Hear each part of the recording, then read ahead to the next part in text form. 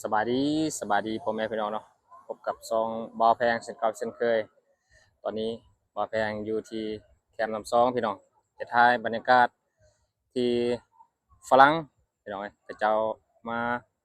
ลินน้ำเนาะลองกองเบงเนาะไปติดตามรับชมนำกันเนาะพี่น้องเนาะว่าพี่น้องเมืองเวียงของเฮาเนาะเขาเจ้าก็มีคนต่างประเทศมาลองกองเบงหลายพี่น้องเลย จะเป็นประเทศแบบว่าอเมริกาประเทศฝรั่งเนาะประเทศยุโรปพี่น้องโอ้อันนี้ก็เป็นบรรยากาศยามแล้งพี่น้องที่ว่าแกนน้ำซองเนาะก็เริ่มใส่แล้วพี่น้องน้ำซองเริ่มใส่แล้วเนาะเพราะว่าฝนก็บ่อยากตกแล้วพี่น้องแต่ว่าคนมาเที่ยวแล้วมาขี่เรือเนาะพี่น้องเนาะพายเรือแล้วก็ลองของเบียงแบบนี้เลยโอ้หลายพี่น้องเอ้ยพระเจ้าจะจับเป็นกลุ่มเนาะลองกงเบงที่แคมน้ำซองพี่น้อยโอ้พี่น้อง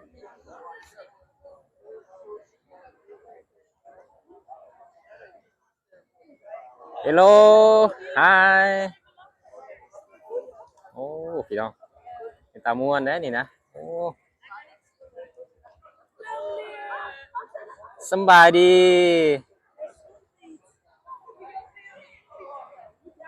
โอ้พี่น้องนะเขาเจ้าจำใหม่เนาะสิว่าโอ้เดี๋ยวเราแทนจะสู้มันเบิ่งเนาะโอ้ตาม่วนเนาะเขาเจ้าพี่น้อย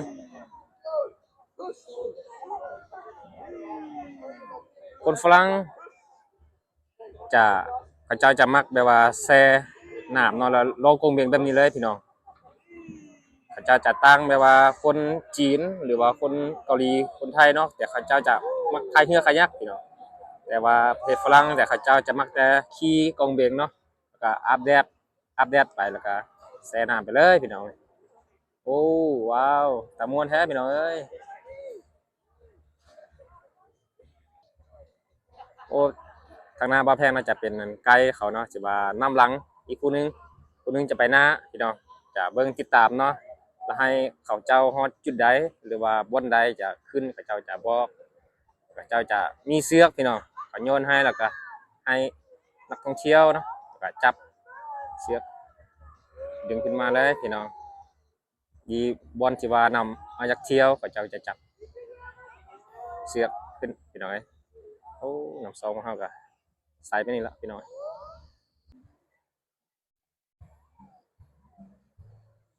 โอ้น้ำซองเฮาเนาะพี่น้องใส่แบบนี้ละเดี๋ยวนี้ก็มีคนโอ้พี่น้องนักท่องเที่ยวเนาะในมื้อนี้ก็หลายนะพี่น้องนะเดี๋ยวว่าแพงจะทายเนาะอยู่ฝรั่งเขารอมาฮอดจนนี้ละพี่น้อง โอ้ต่ำก้อนหินพี่น้องโอ้โอ้เขามักได้พี่น้องเลยมักดินน้ำเนาะฝรั่งเนาะเจ้าจะแก้เครื่องไม่ได้เลยพี่น้องแล้วก็อาบน้ำร้องกงเบียงไปเลยแช่น้ำไปเลยพี่น้องก็จะเป็นภาพที่ว่าบรรยากาศเนาะที่ฝรั่งเจ้ากำลังลองกงเบียง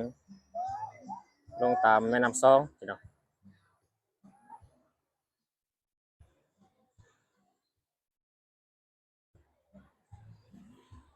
อ๋อพี่น้องบรรยากาศเนาะยามแรงแบบนี้ก็ได้เป็นบรรยากาศที่ว่าเป็นตามมาเที่ยวพี่น้องในเมืองเวียงของเฮาเนาะแค่น้ำซองเฮลโลโอ้เนาะ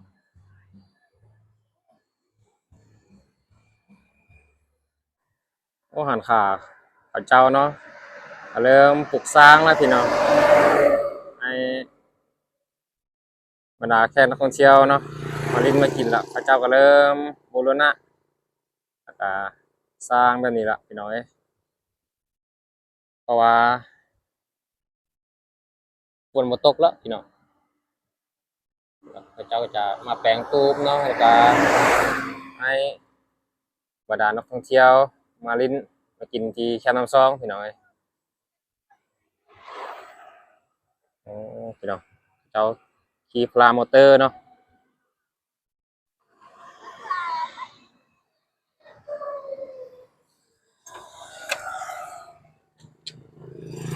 เดี๋ยวบ่าวแพงจะขับรถไปเนาะแต่ท้ายที่ว่าจุดที่ว่าอันฝรั่งหรือว่านักท่องเที่ยวไปจะขึ้นพี่น้อง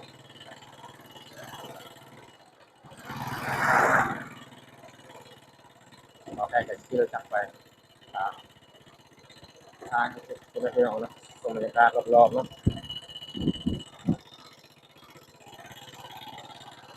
โอ้ยก็เป็นห้านๆเนาะคงมาพักพวกพี่น้องโอ้นักท่องเที่ยวก็หลายพี่น้องทางภายในและทางเพศเขาเจ้าก็มาหลายพี่น้องเอ้ย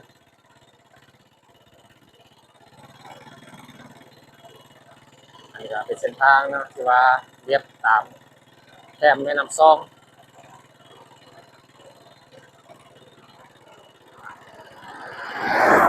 อาหารพระเจ้าก็เริ่มปลูกสร้างหรือก็เริ่มสร้างปกติแล้วพี่น้องเอ้ย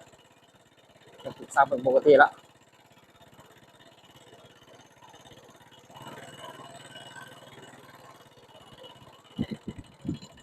โอ้ก็เป็นทางหัวเนาะของชาวบ้านพี่น้องเดี๋ยวมาแพงจะทายบรรยากาศที่ว่าเป็นจุดไฮไลท์เนาะที่พระเจ้ามาแวะเราจะกางเต็นท์นั่นเลยพี่น้องจุดหนึ่งเนาะที่เขาเจ้าจะมาลิ้นพี่น้องแล้วก็มาพักมาผ่อนเนาะเวลาว่างเขาเจ้าก็จะมากินที่อาหารทางหน้าบ่อแพงเลยเป็นโต๊ะเป็นตั้งแคมปิ้งมันนั่นเลยพี่น้องโอ้พี่น้องนักท่องเที่ยวก็หลั่งไหลเข้ามาลองเรือแล้วก็ลองกงเบงแบบนี้เลยพี่น้องก็ได้ภาพที่ว่างามพี่น้องบรรยากาศยามแรงเนาะ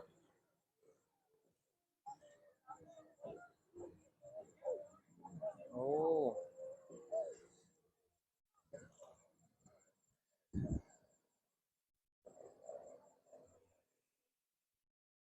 พี่น้อง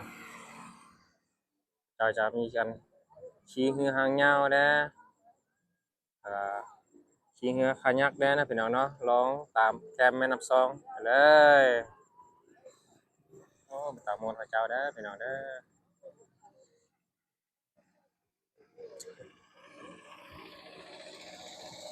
มันก็จะเป็นผาเนาะพี่น้องเนาะตะเวนก็จะทำคอยลงแบบนี้เลยบรรยากาศสิว่ายามแล้งพี่น้องก็จะได้ภาพไปว่าโอ้งามเนาะวันนี้กับบอลที่ว่าให้ฝรั่งเขาเจ้าขึ้นแล้วพี่น้องพอเขาเจ้ามาลองมาแต่เทิงเนาะทางแม่น้ำซองเขาเจ้าจะเป็นจุดที่ว่าให้บรรดานักท่องเที่ยวเขาเจ้าขึ้นแล้ววันนี้พี่น้องเนี่ยเขาเจ้าจะโยนเสือกันเลยพี่น้องเขาเจ้าจะให้นักท่องเที่ยวจับเสือเนาะเพราะว่าวันนี้มันเที่ยวพี่น้องมันเที่ยวเป็นเขาเจ้าก็จะโยนเสือกให้กันมาเลยพี่น้องโอ้หลายเนาะเขาเจ้าจะเซาคงเป็นนำบริษัทแล้วก็บอยให้บรรดานักท่องเที่ยวจะเป็นฝรั่งนะเอามาลองแบบนี้เลยพี่น้อง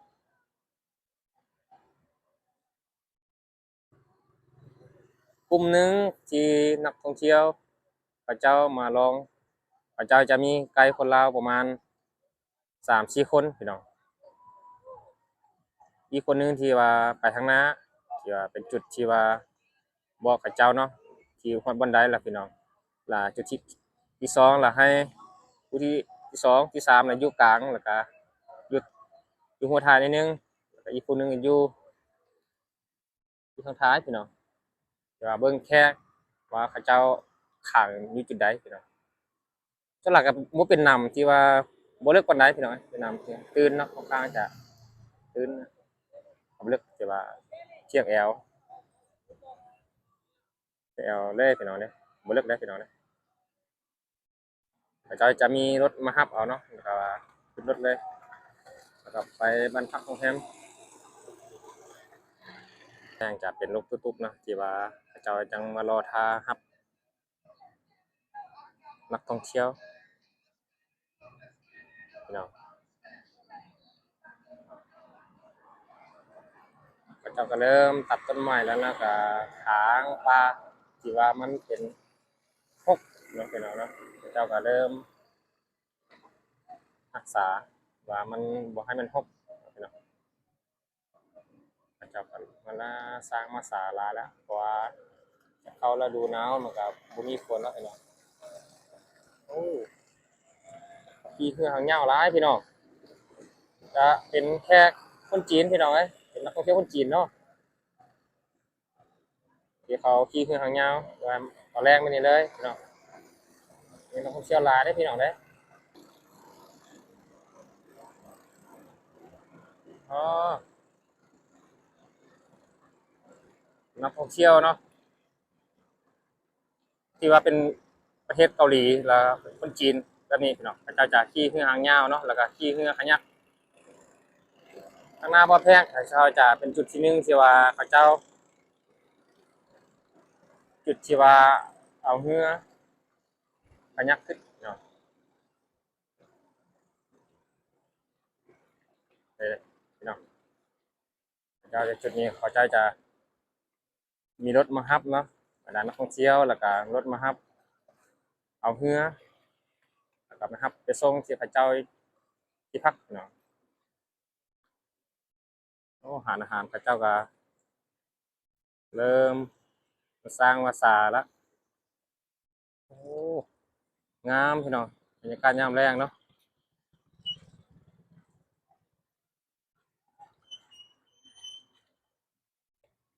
วิวเนาะคนงามเลยพี่น้อง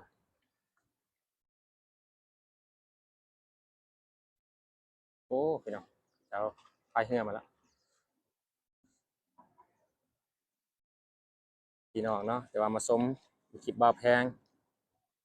อย่าลืมเนาะว่ากดคอมเมนต์ว่าเคยมาลินมาเที่ยวเมืองเวียงของพวกเราพี่น้องว่าเคยมาพายเรือก็มาขี่เรือหางยาวบ่พี่น้องอย่าลืมคอมเมนต์ใส่เนาะพี่น้องเนาะ